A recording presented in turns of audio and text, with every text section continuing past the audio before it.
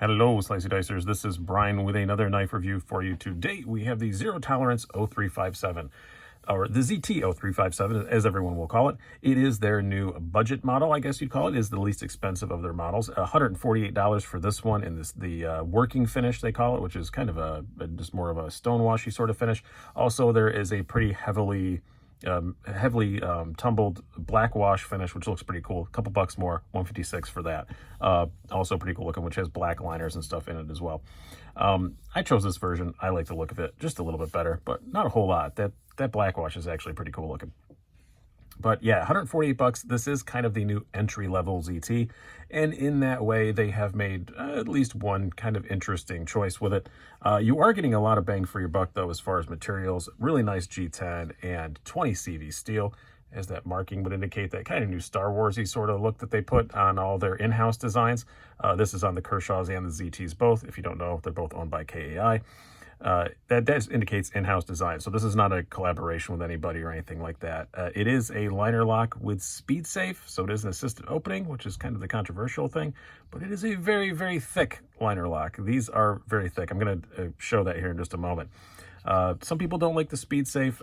As far as assisted goes, I really like it. And I have heard anecdotally, and what I could tell from tearing apart this and my Kershaw leak, my Kershaw leak. I don't have a link at the moment. This does have a much thicker spring in it. I don't know if that's the same across the board. I've heard anecdotally from other Kershaw owners that the ZTs do have a more robust spring in them. It does seem to snap out a lot more than my leak does, but the leak is a very small knife, so it's not quite apples to apples, but I'm just telling you what I've been told, and it does seem like it's a thicker spring. So we shall see. But yeah, a lot of people have said that one of the major complaints you get is because it's speed safe, I think is why. They're saying, oh, this is just a priced up Kershaw, because you can get Kershaws in 20 CV. I have one right here. You can get Kershaws in premium steels. They're fairly limited runs. This happens to be a Smoky Mountain Knife Works exclusive bare knuckle, which you'll see open here in a minute when I do size comparisons. But they're not super common, and it is not just a Kershaw link that they charge more for. It isn't. These liners are drastically different. It is a much more overbuilt knife than what you're going to feel like with a link or a knockout or something like that, or a dividend. For example, let me just show you. So this is the liners here. I'm just going to bring out kind of your average sort of liner lock. This is an Ontario Rat Model 1. Just look at how much, that's pretty average what you're going to get in the liner lock. These are much, much thicker. They honestly remind me of the most this is a Hinderer Eclipse. They call this their like liner lock plus or something like that. I'm sure I'm getting the name wrong. It's almost exactly the same thickness as that. And nobody complains about this being underbuilt. I've never heard anybody, this is an Eclipse 3.0. Yeah, nobody complains about Hinderers being underbuilt. This has like that same kind of overbuilt feel, and that you'd expect from a ZT.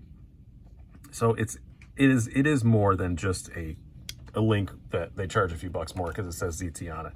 I think that's kind of a ridiculous argument. If you had one in your hand, you wouldn't think that. But yeah, it's still 148 bucks. You're getting into, all the PM2s and all that kind of category, but I kind of see why they went with the speed safe, mainly because this is going to be something that Kershaw owners are going to be jumping up to, and the most popular Kershaw models are all speed safe. So it kind of makes sense if they're making a sort of gateway model, that it's also speed safe. You like it or you don't like it. As far as assists go, I like it. Do I like assist as a rule? No, not really. Would I prefer this was manual? Yes, I would, but I'm not 100% sure that I'm their target audience. But there's still a couple other things I don't like about it, though. I want to say that I'm saying this is all sunshine and roses. There's at least one other thing I really don't like about it. But I just wanted to get that out of the way right off the bat, because that's the number one thing that's going to be in the comments. So I like to address what I think is going to be in the comments first. But we are 4 minutes into this. Let's do some specs and some size comparisons. As I said, 148 bucks for this version. You have an overall length of 7 3/4 inches, 3 1/4 inch blade. Blade thickness, pretty thin for a zero tolerance. You have a 0.12. Handle thickness, dead on that 1/2 inch that you want, 0.5 inches, and a weight of 4.3 ounces. So it's above that, ounce per inch kind of a standard that we all judge stuff by. But not by a huge amount. Let's do some size comparisons. We will start out with our usual Spyderco sandwich. We have your Spyderco Paramilitary 2 and the Para 3. It happens to be the lightweight, but it is the same. As you can see, kind of right between the two. That's a 3.5 inch blade. This is 3 1/4, so that would obviously make sense. Next up, bring out our usual Benchmades we use. This is the full-size Griptilian and the full-size Bug Out, which I'm finally getting used to saying because there's a mini Bug Out now. It must be the CF Elite one, but they're all the same. Yeah, so pretty similar in overall length to the Bug Out. Maybe just a skosh, maybe a skosh and an eighth bigger than the Bug Out is. Longer, I should say. It's bigger in all the dimensions. And one that some people have pointed out that this is, and it makes sense, they're both from the same company, they're both in-house designs. People have said it bears a familial resemblance to. This is the Kershaw Bare Knuckle. Again, this is the 20 CV special edition one. But yeah, I could see the family resemblance, but they're both in-house designs. No problem with that. And we'll bring out the only two other ZTs I have here now, which are both going to be bigger, but maybe you guys have these, so still valid size comparisons. You have your 0562 Tie, probably my favorite ZT, and the also new for 2020 that I have not reviewed yet, the ZT 0308. It's obviously much smaller than the 0308. I have to move stuff around to fit the 0308 in the camera. It's a big sucker. Review of that is coming very soon. All right, let's start talking about this knife. Start talking about this knife. That's a sentence. Yeah, 20 CV blade, very sharp out of the box. About 23 thousandths behind the edge, not bad. Very high flat grind, pretty thin blade stock. It is a really good slicer. It really is. And one of the things I really like about it is just the tip on it. That is a good, just usable everyday tip. It's not super dainty where it's going to snap off, but it's not so thick that it really compromises the piercing or anything. It is all belly if you like your blades to have a little bit of flat in them, which I often do. You might not like that. Sharpening choil is well done. The grind is even. It sliced really well out of the box. It's slicing paper, like a dream, like Kershaw always does, and ZT always does a really good job with their edges. No problems at all there. No problems ergonomically either. It's very, very comfortable. There's a good bit of jimping if you're holding it back farther. If you want to choke up a little bit, a nice place for your thumb to land in this quasi, not quite a harpoony sort of thing up at the top here. A little bit of sharpish edges up here. I wish they'd have rounded that off a little bit because I did find myself putting my thumb up here a lot, and the blade stock's not terribly thick, so you don't have much place to land. I can't feel the pocket clip at all, not a tiny bit even, so no complaints there. But yeah, I just wish they rounded this off a little bit. Very minor little complaint ergonomically. It's pretty darn good. As far as the carry goes, this is where we get into a few complaints. Well, one complaint. This pocket clip sucks. I don't know how else to say it. It's nice that it's deep carry, no recessed screws, which it's not uncommon. I could forgive that, but you can see the angle just drops off. A lot of deep carry clips on Kershaw's own knives. Here is the bare knuckle. See, it goes up and it levels off, so you have some more room there. You don't on this.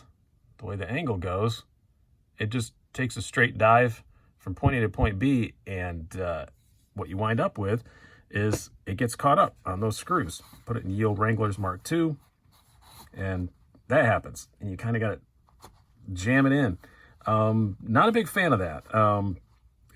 It's ironically, this is one of the few knives. Normally it's harder to do it on these than it is on the pants that I'm wearing. It's kind of easier on this for some reason when I'm doing it when I'm not capable. In my actual just like jeans that I wear, I've had it in a pair of Levi's and a couple pairs of American Eagle jeans and stuff. It's you always got to wiggle it like quite a bit, and especially when you're pulling it out, you can just kind of feel it. You can just sense it destroying your pockets. I don't care for that. It does look nice. It is good ergonomically, but I will say I had laying around a ZT clip. This is an MXG Gear aftermarket clip. Yeah, I put it on there most of the time I carried it because this is just better. It's 23 bucks. Do you want to spend that much on a knife that isn't that expensive to upgrade it? That's up to you. I probably wouldn't get one this long. This is just the one I had laying around. The short one would do just fine because it's not a terribly large knife, but I don't like the pocket clip. Another guy I know that has one said that it didn't bother him a bit, but you know, that's just not a lot of room for fabric to go by. It just isn't. So don't care for that very much. The deployment, as I said, speed safe. It's a darn good speed safe. It does rocket right out. It isn't like a bang, you know, like a ProTech automatic or something like that, but it's a pretty good bang. But you can still close it one-handed very easily. No problem there. It feels very smooth, all that stuff. It's speed safe. You like speed safe or you don't. And there's not really much I can say to convince you one way or the other about that. So overall, I think they're going to sell a ton of these. I kind of get the speed safe decision. Is it the ZT that I would go buy? No, because I'm an enthusiast. I've had a lot of them. You know, I like their manual action is so nice. You know, like bring out the 0562 tie again. You know, I much prefer this, you know, and all the drop shuttiness, you know, to a speed safe. But some people, if you're moving from a knockout or something like that to this, I get it. And these are going to be available very widely. This is a ZT model that you just know that, you know, your Bass Pro Shop, Sportsman's Warehouse, you know, I don't know if Dick's Sporting Goods sells them, but, you know, Gander Mountain, places like that already sell ZTs, you just know they're going to have a bunch of these in stock. And it is going to wind up in the hands of a whole lot of people that just want their first ZT. And I think with that design parameter in mind, they did a very good job. For me, yes, I would rather it was manual. And maybe they will come out with a manual version someday and I'll be all over it. You cannot de-assist this before anybody asks. That is a number one question with any assisted Kershaw or ZT is, you know, hey, can you just take the spring out? Some of them you can because they happen to have detent balls. This does not. So you cannot de-assist it. You have to run it with a spring or it'll just fall open on you. The only thing holding it shut is the spring. But yeah, I get why they did what they did. And it's not a bad knife in any way. And I don't think anybody who buys this as their first ZT is going to be terribly disappointed by it. And it is not the only assisted ZT that there is. I know that even I in this review probably made it sound like this is a big revolutionary thing. No, ZT has made assisted knives forever. But this is just the newest, least expensive one. But I think they did a good job for what they were aiming for. Is it the ZT that I want to have in my collection? No, but I don't think this was aimed at me. This was aimed at probably guys like you watching this video. Hopefully you found it. You're not going to be disappointed in it. The price is reasonable, especially for a ZT. Go check one out. It's built well. The blade is great. The ergonomics are great. It's just, I don't like that pocket clip. That's easily fixable. It is just the standard Kershaw ZT pattern. There are a million different aftermarket options available. So even that's not really a deal breaker to me. It's just whether or not you want the speed safe. But I hope you guys have enjoyed this. I've been Brian. Have a good one.